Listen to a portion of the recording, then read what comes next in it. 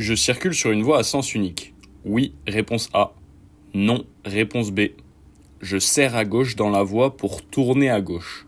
Oui, réponse C. Non, réponse D.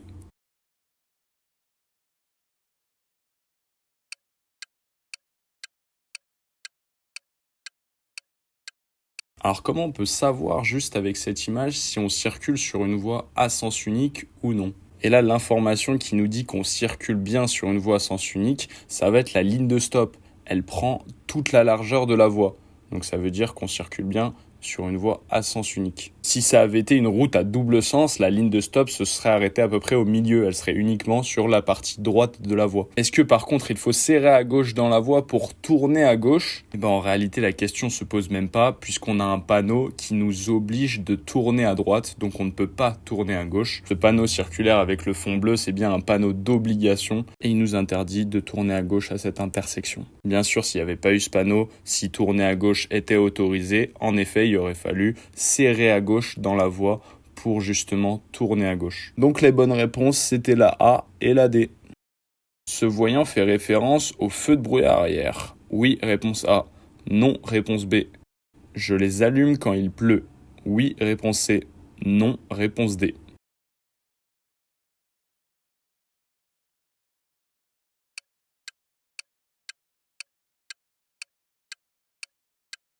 En effet, il s'agit bien du voyant des feux de brouillard arrière. C'est le seul des voyants de feux de circulation qui est de couleur orange. Évidemment, quand il pleut, il est interdit d'utiliser les feux de brouillard arrière, parce que c'est très dangereux, ça éblouit les usagers en arrière, notamment quand il y a de fortes pluies. Donc les bonnes réponses étaient la A et la D. Le danger le plus important se situe en 1, réponse A, en 2, réponse B, en 3, réponse C, en 4, réponse D.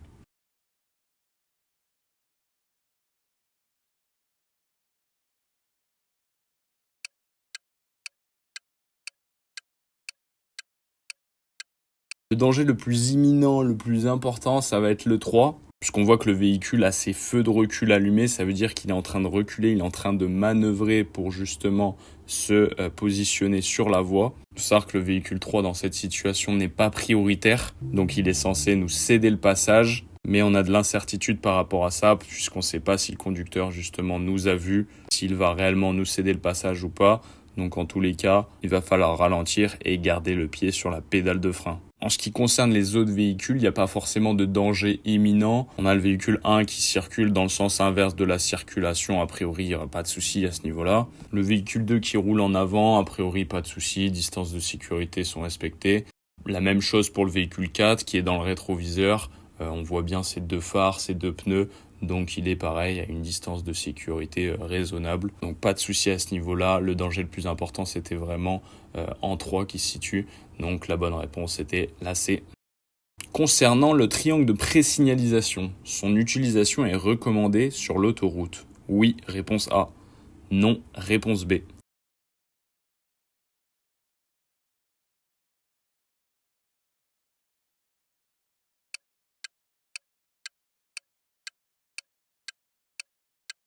Alors non, justement, c'est pas recommandé de placer le triangle de présignalisation lorsqu'on fait un arrêt d'urgence sur l'autoroute. En réalité, c'est pas que c'est pas recommandé, c'est que c'est interdit. Donc c'était non, réponse B. Le feu est vert. Je dois céder le passage au véhicule d'en face si je vais en face. Oui, réponse A. Non, réponse B. Je tourne à gauche. Oui, réponse C. Non, réponse D.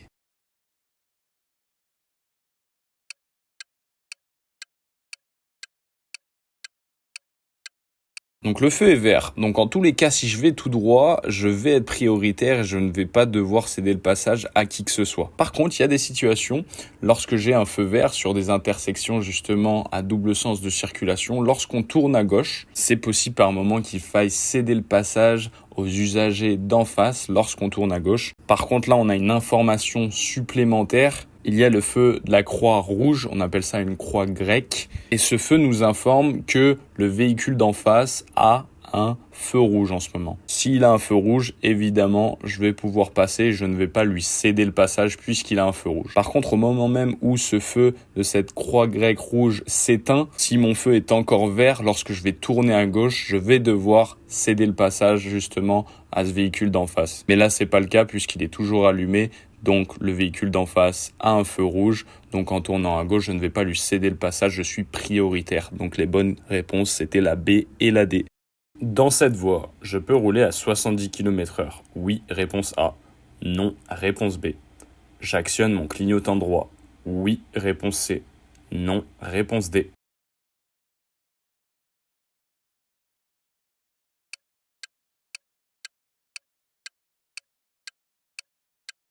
On remarque qu'on circule sur une autoroute, on le voit justement grâce au panneau bleu. Concernant cette voie gauche de l'autoroute, est-ce qu'on peut rouler à 70 km/h, sachant que la limitation de vitesse est fixée à 130 km/h? Eh bien non, dans la voie de gauche sur autoroute, on ne peut pas rouler à 70 km/h puisqu'il y a une vitesse minimale qui est fixée à 80 km/h. C'est une règle qui est imposée pour fluidifier le trafic, pour éviter que des véhicules circulent lentement justement dans cette voie de gauche qui est une voie de dépassement. Et une fois qu'on a fini son dépassement, on est censé retourner sur la voie de droite. C'est pour ça que dès que je le peux, je vais me déporter dans la voie de droite, donc je vais actionner mon clignotant droit, faisant bien attention de regarder dans les rétroviseurs, regarder l'angle mort et puis de respecter les distances de sécurité, les intervalles de sécurité entre les véhicules pour pouvoir justement me déporter dans la voie de droite en toute sécurité. Donc les bonnes réponses étaient la B et la C.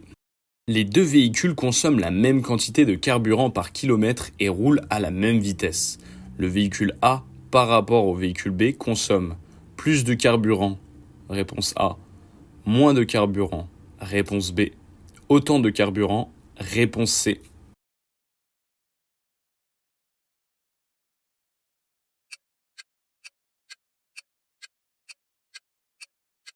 Là, concrètement, on va essayer de comprendre quelles sont les différences entre la situation A et la situation B. Puisqu'on nous dit que les deux véhicules consomment la même quantité de carburant par kilomètre et en plus de ça, ils roulent à la même vitesse. Et l'unique différence qu'on peut constater, c'est que dans la situation A, on voit que le véhicule circule avec les fenêtres ouvertes. En tout cas, il y a au moins une fenêtre ouverte, celle du passager qui passe son bras en dehors du véhicule. Et ça, en réalité, le fait de circuler avec les fenêtres ouvertes, ça va faire consommer plus de carburant. Puisque le véhicule en circulation, il va être moins aérodynamique, il y aura davantage de force de frottement de l'air qui va rentrer dans le véhicule et qui va faire que le véhicule va devoir consommer davantage de carburant pour rouler à la même vitesse que le véhicule dans la situation B, puisqu'il est moins aérodynamique et c'est pour ça qu'il consomme plus de carburant s'il roule à la même vitesse. Donc la bonne réponse était la A. Petite pause dans le test pour t'aider à réussir ton code de la route en moins de 2 semaines. J'ai trouvé un site qui va te permettre de pouvoir réviser le code facilement et gratuitement. Tu as juste à cliquer sur le premier lien en description. Ensuite, tu vas descendre sur la page. Tu peux appuyer sur le pack code de la route plus examen comme tu peux le voir à l'écran. En gros, ça va te permettre d'avoir toutes les ressources pour réviser le code et également la place d'examen au code de la route. Mais tu vas pouvoir accéder gratuitement à l'espace de révision du code si tu veux pas forcément payer tout de suite pour l'examen du code, tout simplement. Il va juste falloir que tu crées un compte gratuit, ça va prendre 30 secondes. Arrivé ici, il faudra juste que tu appuies sur retour, comme tu peux le voir, et ensuite sur code de la route. Et là, tu vas pouvoir lancer un test de 40 questions officielles du code de la route. À chaque question, tu vas pouvoir donner ta réponse et tu auras une correction détaillée juste après avoir répondu pour chaque question pour que tu puisses te tester et comprendre tes erreurs. Tu peux aussi avoir accès gratuitement à plusieurs fiches de révision sur les différentes thématiques du code de la route. Et tu as aussi accès au challenge du code, ils viennent de le créer. Et là, en gros, tu as juste à choisir une thématique et tu vas avoir plusieurs questions justement sur cette thématique précise. Et en gros, tu vas pouvoir t'entraîner vraiment au maximum sur chaque thématique. Si tu veux avoir accès à tout ça gratuitement, ça sera le premier lien en description. Tu as juste à créer un compte gratuit, ça prend 30 secondes. Et ensuite, tu auras accès à l'espace de révision du code. On enchaîne tout de suite avec la prochaine question du test. Ces panneaux indiquent que le stationnement est interdit. Oui, réponse A. Non, réponse B. L'arrêt est interdit. Oui, réponse C. Non, réponse D.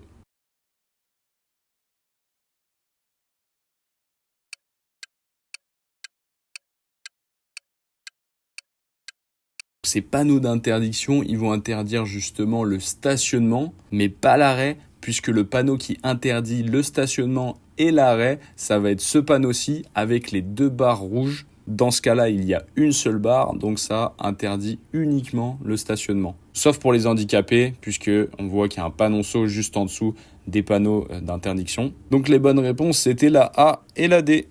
En entrant dans cette agglomération, je vais devoir éteindre les feux de route de mon véhicule. Oui, réponse A. Non, réponse B.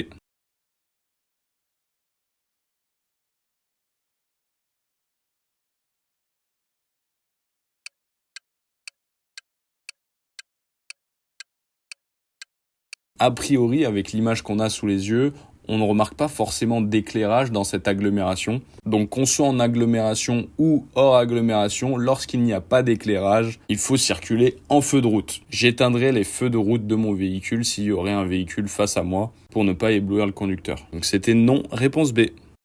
Je cède le passage à la voiture bleue. Si je tourne à gauche, oui, réponse A. Non, réponse B. Si je tourne à droite, oui, réponse C. Non, réponse D.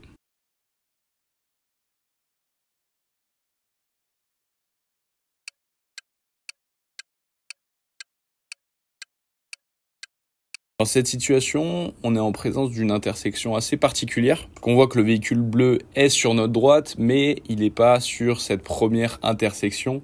Donc si je vais vouloir tourner à droite, j'aurai pas à céder le passage justement au véhicule bleu, puisque en tournant à droite, je n'empiéterai pas sur la voie du véhicule bleu. Pas de souci à ce niveau-là. Par contre, si je tourne à gauche, a priori, je vais empiéter sur sa voie et ça va être lui qui est prioritaire dans cette situation-là. Donc, je vais devoir lui céder le passage si je tourne à gauche. Les bonnes réponses étaient la A et la D. La victime est inconsciente et ne respire pas. J'utilise un défibrillateur automatisé externe. Oui, réponse A. Non, réponse B. Je mets la victime en position latérale de sécurité. Oui, réponse C. Non, réponse D.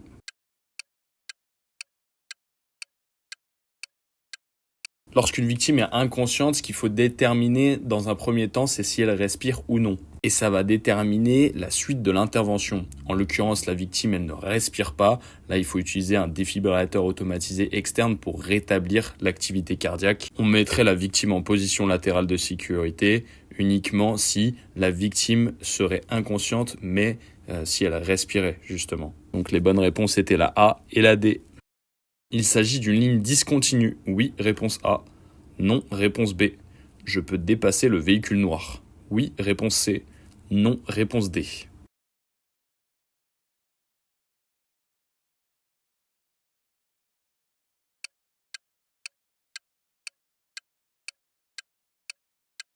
En effet, il s'agit bien d'une ligne discontinue, pas forcément de complexité par rapport à ça. Donc a priori, dans cette situation, la signalisation permet le dépassement de ce véhicule noir. Par contre, je ne vais pas dépasser ce véhicule noir maintenant puisque y a un véhicule qui arrive dans le sens inverse de la circulation. Donc je ne peux pas le dépasser tout de suite. Je vais attendre que le véhicule passe pour que la voie soit libre et pour que je puisse entamer mon dépassement en toute sécurité. Bonne réponse, c'était la A et la C. Le réservoir du liquide de frein est correctement rempli. En A, réponse A. En B, réponse B. En C, réponse C.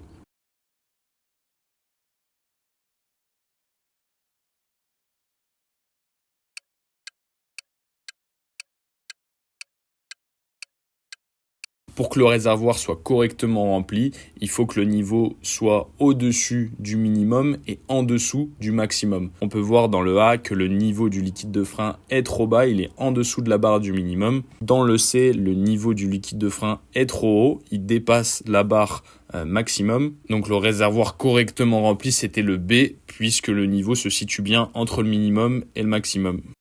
L'ordre de passage est le suivant. A, B, C. Réponse A. B, A, C. Réponse B. C, B, A. Réponse C.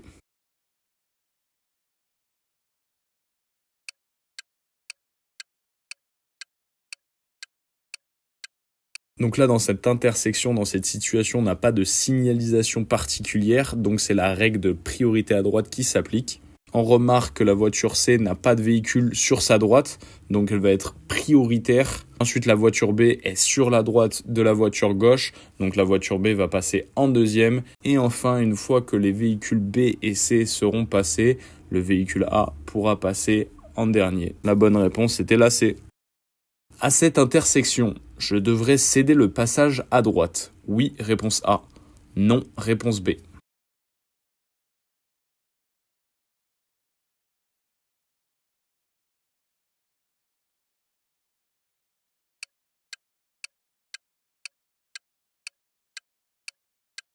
Comme on vient de le voir juste avant, sur des intersections où il n'y a pas forcément de signalisation particulière, c'est la règle de priorité à droite qui va s'appliquer. Donc là, c'est bien le cas, donc c'était oui, réponse A. Ce panneau est un panneau de danger. Oui, réponse A. Non, réponse B. Ce panneau est implanté ici car la zone est dangereuse. Oui, réponse C. Non, réponse D.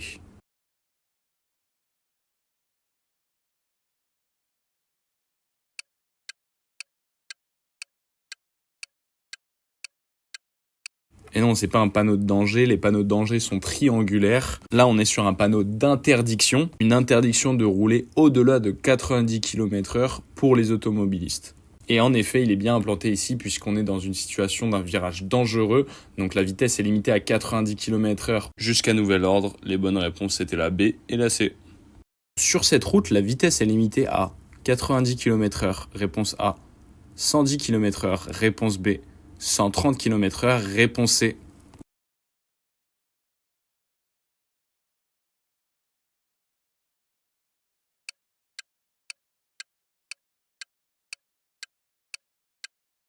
On circule sur une voie à double sens de circulation séparée par un terre-plein central. Donc pour ce type de voie, la limitation de vitesse est bien fixée à 110 km/h, réponse B. Un jeune conducteur est capable de lire tous ces indices en même temps. Oui, réponse A. Non, réponse B. L'expérience permet de choisir les indices importants. Oui, réponse C. Non, réponse D.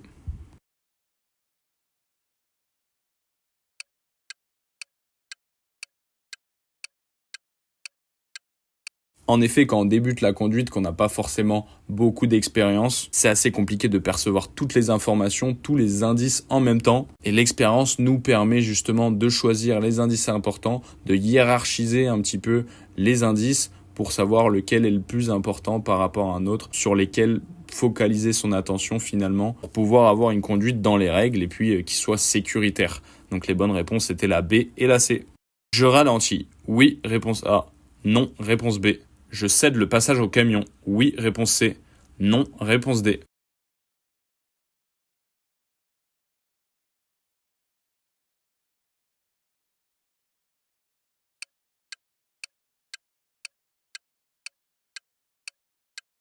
Alors là, j'arrive dans une intersection assez particulière, avec beaucoup d'incertitudes, puisque j'ai des véhicules qui viennent de la gauche et de la droite, qui veulent s'insérer sur ma voie ou qui veulent la traverser. Donc bien sûr, en prenant compte de ces informations, il faut que je ralentisse. Par contre, je ne vais pas céder le passage au camion, puisque je suis prioritaire dans ma voie, et je suis également prioritaire sur les usagers qui viennent de la droite, puisqu'ils rencontrent un stop. Donc je ne dois pas céder le passage à quiconque, je suis prioritaire dans ma voie. Par contre, je ralentis, je fais attention, puisque c'est une situation avec beaucoup d'incertitudes.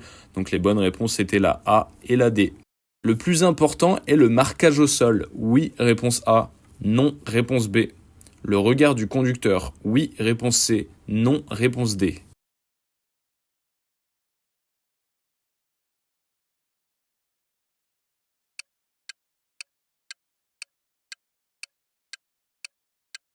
Il faut toujours prendre en compte que dans un véhicule, le conducteur, ça reste un humain. Et un humain, ça peut toujours faire des erreurs. Bien sûr, le marquage au sol dans cette situation me donne la priorité. Le véhicule B n'est pas prioritaire. Par contre, dans cette situation, je ne peux jamais avoir la certitude à 100% que le véhicule B va me céder le passage. C'est pour ça que ça va être important d'analyser un petit peu rapidement les faits et gestes du conducteur pour déterminer dans un premier temps s'il m'a vu et dans un second temps s'il va me céder le passage. C'est pour ça que ça va être plus important dans cette situation de se fier au regard du conducteur plutôt qu'au marquage au sol. Donc les bonnes réponses étaient la B et la C. Je peux circuler à 80 km/h, réponse A. 90 km/h, réponse B. Je circule sur une route nationale. Oui, réponse C. Non, réponse D.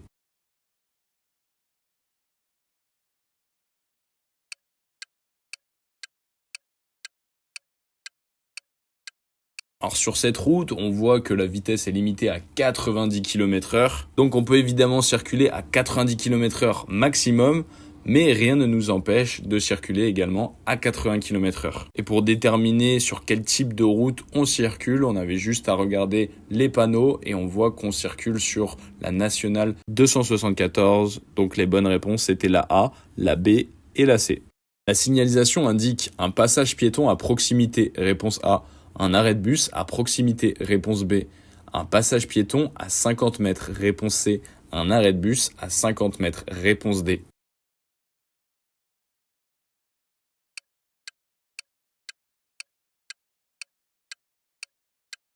Donc là, on voit deux panneaux qui nous indiquent un passage piéton et également un arrêt de bus qui sont tous les deux à proximité. Et la signalisation, elle n'indique pas un passage piéton à 50 mètres ni un arrêt de bus à 50 mètres puisque c'est les panneaux de danger qui sont implantés à 50 mètres en amont du danger en agglomération et à 150 mètres du danger hors agglomération. Mais en ce qui concerne ces panneaux de forme carrée, des panneaux d'indication qui sont implantés à proximité du danger, entre guillemets. Donc les bonnes réponses étaient la A et la B. Ce panneau met fin à l'interdiction de stationner. Oui, réponse A. Non, réponse B.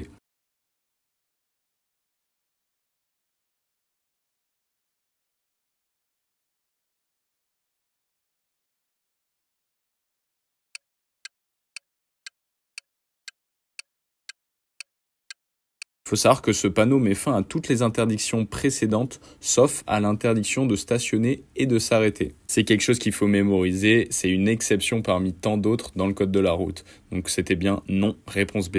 Ce tunnel fait au moins 300 mètres de long. Oui, réponse A. Non, réponse B. Les feux diurnes suffisent si le tunnel est éclairé. Oui, réponse C. Non, réponse D.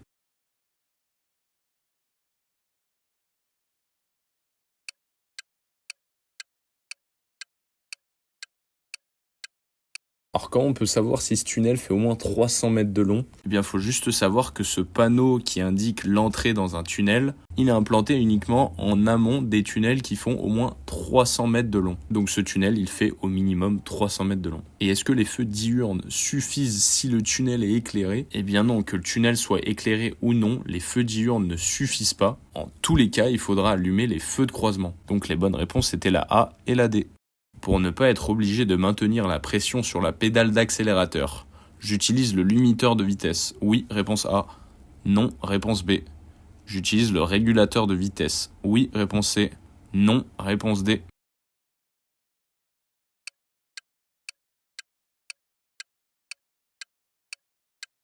Alors non, le limiteur de vitesse va juste me permettre de ne pas dépasser une certaine vitesse. Mais en tous les cas, il faut bien que j'appuie sur la pédale d'accélérateur pour gérer mon allure. Par contre, le régulateur de vitesse, là, oui, en effet, va me permettre d'établir une vitesse à laquelle le véhicule va rouler. J'aurais pas besoin de maintenir justement la pression sur la pédale d'accélérateur. Donc les bonnes réponses étaient la B et la C. Je circule sur une route communale. Oui, réponse A. Non, réponse B.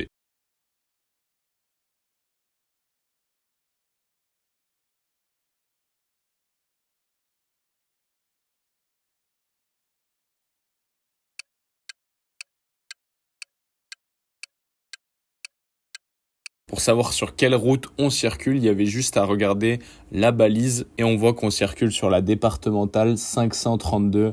Donc on ne circule pas sur une route communale. Si ça aurait été une route communale, il y aurait eu un C au lieu d'un D. Donc c'était non, réponse B. Les véhicules de plus de 3,5 tonnes ont interdiction de circuler. Oui, réponse A. Non, réponse B.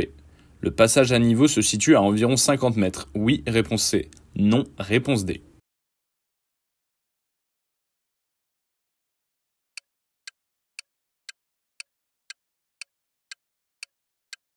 Donc ce panneau circulaire avec marqué 3,5 tonnes interdit effectivement les véhicules de plus de 3,5 tonnes de circuler dans cette voie. Concernant le passage à niveau, on le voit sur l'image, mais on voit également la balise sur la droite avec un trait rouge, et ça signifie que le passage à niveau se situe bien à 50 mètres puisqu'on est hors agglomération. Donc les bonnes réponses étaient la A et la C. Dans cette situation, j'abaisse le pare-soleil. Oui, réponse A. Non, réponse B.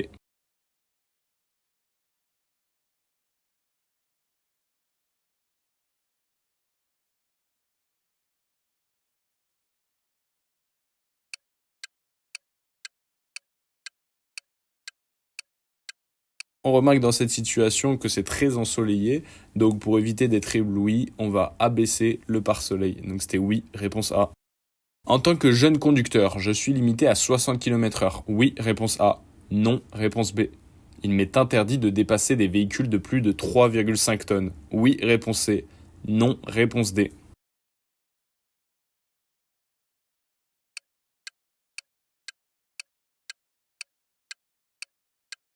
Donc la voie est limitée à 70 km/h et en tant que jeune conducteur, je suis également limité à 70 km/h. Il n'y a pas de limitation de vitesse spécifique jeune conducteur lorsque la voie est limitée à 70 km/h. On voit le panneau d'interdiction de dépassement qui concerne uniquement les véhicules de plus de 3,5 tonnes. Ce panneau, concrètement, il interdit aux véhicules de plus de 3,5 tonnes de dépasser les autres usagers. Ça veut dire que les autres usagers, les véhicules en dessous de 3,5 tonnes, les automobilistes, les motards, sont tout à fait autorisés de dépasser n'importe quel usager, que ce soit un camion ou un autre automobiliste, un autre motard. Donc les bonnes réponses étaient la B et la D. Je peux tourner à gauche. Oui, réponse A. Non, réponse B. À droite. Oui, réponse C. Non, réponse D.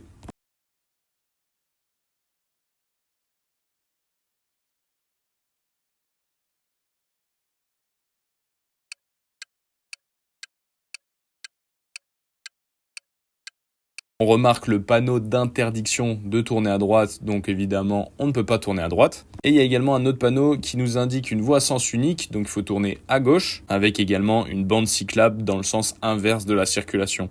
Donc les bonnes réponses c'était la A et la D. Un refus d'obtempérer est passible d'une amende de 7 500 €. Oui, réponse A. Non, réponse B. Un retrait de 3 points sur le permis de conduire. Oui, réponse C. Non, réponse D.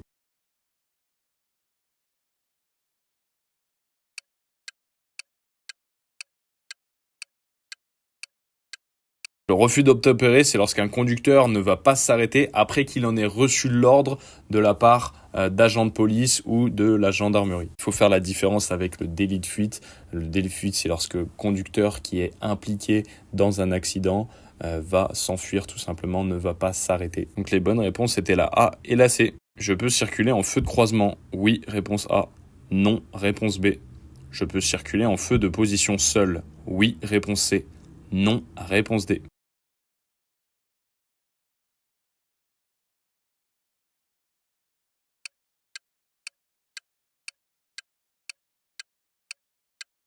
Alors dans cette situation, on est en agglomération éclairée, donc on peut circuler en feu de croisement et on doit circuler en feu de croisement. Et on ne peut pas circuler en feu de position seul pour la simple et bonne raison que ce soit en agglomération ou hors agglomération, de nuit, l'utilisation des feux de position seuls est interdite. Donc les bonnes réponses, c'était la A et la D. L'accès à cette route est interdit aux motocyclistes, réponse A, aux automobilistes, réponse B, aux transports en commun, réponse C, aux piétons, réponse D.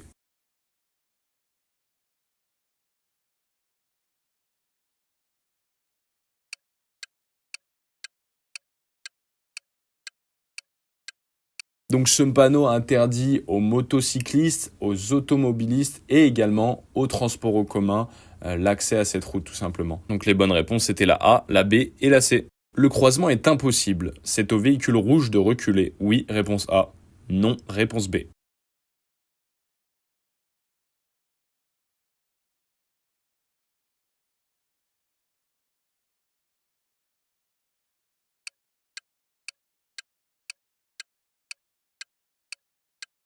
Alors dans le code de la route, de manière générale, c'est le véhicule qui est en descente qui va devoir reculer pour faciliter le croisement. Par contre là, on est dans un cas particulier, le véhicule qui descend tracte une caravane. Donc dans cette situation-là, ça va être le véhicule rouge, le véhicule qui est en train de monter, qui va devoir reculer et trouver une solution pour faciliter le croisement, justement, que le véhicule violet qui tracte une caravane serait trop compliqué de reculer. Ce serait dangereux, donc dans cette situation, ce sera le véhicule rouge qui devra reculer et trouver une solution pour faciliter le croisement. Donc c'était oui, réponse A.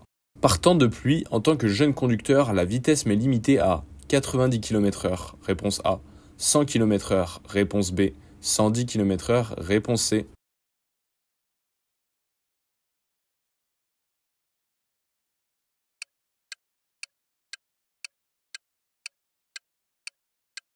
Sur autoroute, lorsque la vitesse est limitée à 130 km/h, par temps sec, en tant que jeune conducteur, la limite de vitesse sera fixée à 110 km/h. Et par temps de pluie, la limite de vitesse passe de 130 km/h à 110 km/h pour tous les usagers, que ce soit les conducteurs expérimentés ou les conducteurs en période probatoire. Donc la bonne réponse, c'était la C. Je m'arrête dans la voie de droite. Oui, réponse A. Non, réponse B. En attendant la dépanneuse, j'enfile mon gilet de haute visibilité et je vais placer le triangle de présignalisation à 30 mètres du véhicule. Oui, réponse C. Non, réponse D.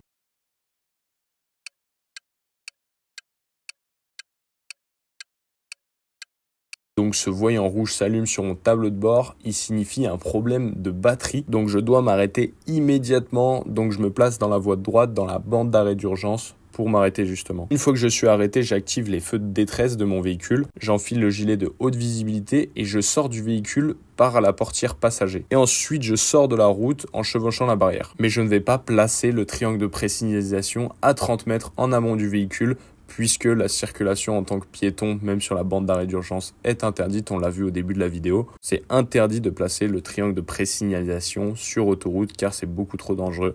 Donc les bonnes réponses, c'était la A et la D. Je continue en ralentissant. Oui, réponse A. Non, réponse B.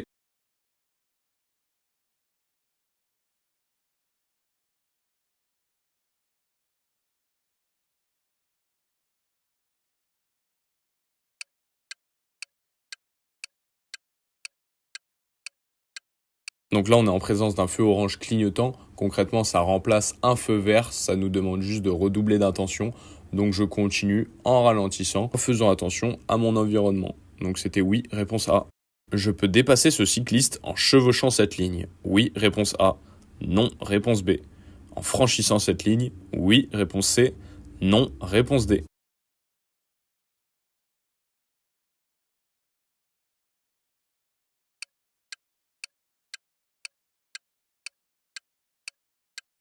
Donc là, on est en présence d'une ligne continue. Le franchissement et le chevauchement de cette ligne est interdit. Seulement, il existe une exception en ce qui concerne les cyclistes. Il est autorisé de dépasser les cyclistes, même avec une ligne continue, en respectant toujours cet intervalle d'1,50 m de sécurité, puisqu'on est hors agglomération. Et le dépassement de ce cycliste est uniquement autorisé en chevauchant cette ligne. C'est totalement interdit de franchir cette ligne, même pour dépasser ce cycliste. Donc les bonnes réponses étaient la A et la D. Je peux activer le régulateur de vitesse lorsque je circule sur une autoroute quand la circulation est dense, réponse A. Une autoroute quand la circulation est fluide, réponse B. Une route sinueuse de montagne, réponse C.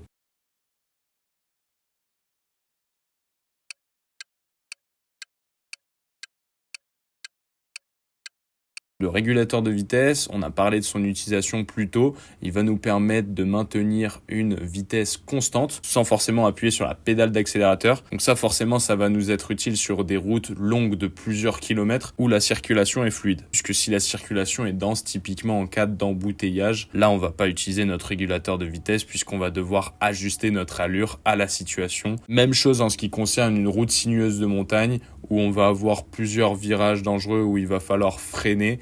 Là, on va pas vouloir avoir une vitesse constante, on va freiner dans les virages, donc automatiquement, on va pas utiliser le régulateur de vitesse, on ne veut pas une vitesse constante pour rester en sécurité dans ce type de voie. Donc la bonne réponse, c'était la B.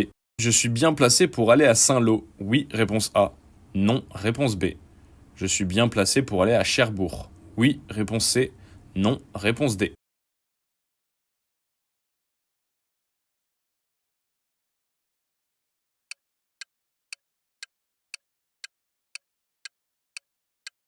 Alors oui, pour le moment, je suis bien placé pour aller à Saint-Lô. La sortie, justement, pour rejoindre Saint-Lô, elle est très proche. Mais en tout cas, à l'instant T, je suis bien placé pour me diriger vers Saint-Lô. En ce qui concerne la direction de Cherbourg, sur le panneau de gauche, il n'y a pas forcément de flèche. Donc là, ça veut dire que les 2 voies de circulation mènent à la direction de Cherbourg. Donc je suis également bien placé pour aller à Cherbourg. Pas de souci à ce niveau-là. Donc les bonnes réponses, c'était la A et la C. C'est déjà la fin de ce test, mets tout de suite ta note en commentaire et puis si tu as eu moins de 35 sur 40, pense à refaire le test d'ici quelques jours pour bien assimiler les réponses. Bravo à toi pour avoir terminé ce test. En tout cas, si tu veux vraiment réussir ton code rapidement et du premier coup, n'hésite pas à aller sur le premier lien en description, créer un compte gratuit et accéder à l'espace de révision 100% gratuitement encore une fois pour réussir ton code en moins de 2 semaines. Moi, je te dis à très vite pour un nouveau test.